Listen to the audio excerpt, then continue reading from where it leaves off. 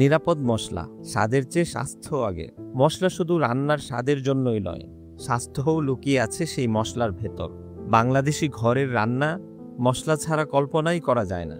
সকালের ডাল থেকে শুরু করে রাতের মাংস, প্রতিদিন 3 বেলায় আমরা মশলার উপর নির্ভর করে থাকি। কিন্তু প্রশ্ন হলো, এই মশলা যদি হয় ভেজাল, তাহলে খাবার হবে শুধু ঝাল বা রঙিন, কিন্তু তার ভেতরে থাকবে ক্যান্সার, কিডনি রোগ আর হরমোন বিকৃতির মতো বিষ। চিকিৎসা গবেষণায় দেখা গেছে, ভেজাল হলুদের রঙে থাকা ল্যাটক্রোমেট বিষাক্ত এবং শিশুদের বুদ্ধি বিকাশে বাধা দিয়ে থাকে।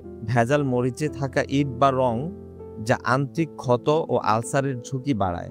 গুঁড়া মশলায় চিনি, চালের গুঁড়া ও রং মিশিয়ে বিক্রি করা হয়, যা খাবারের পুষ্টিগুণ নষ্ট করে থাকে। আমাদের করণীয় কি তাহলে? নিরাপদ উৎস থেকে খাঁটি মশলা সংগ্রহ করা, প্যাকেটের উপাদান ও উৎপাদন তারিখ দেখে নেওয়া, প্রয়োজন হলে নিজে মশলা ধুয়ে শুকিয়ে গুঁড়ো করে নেওয়া, স্থানীয়ভাবে প্রাকৃতিক চাষিদের উৎসাহ দেওয়া, পরিবার বিশেষ করে নারীদের মধ্যে মশলা সচেতনতামূলক শিক্ষা প্রচার করা। মশলা হোক খাঁটি, খাবার হোক নিরাপদ। স্বাদ নয়, এখন চাই স্বাস্থ্য। ভেজাল নয়, বিশুদ্ধতার দিকে ফিরুন। মশলা যদি নিরাপদ হয়, রান্নাও হবে পূর্ণ পুষ্টির উৎস। আপনার সচেতনতা আপনার পরিবারের দীর্ঘমেয়াদী সুস্থতার চাবিকাঠি। ফুডিয়া, বাংলাদেশের স্বাদ।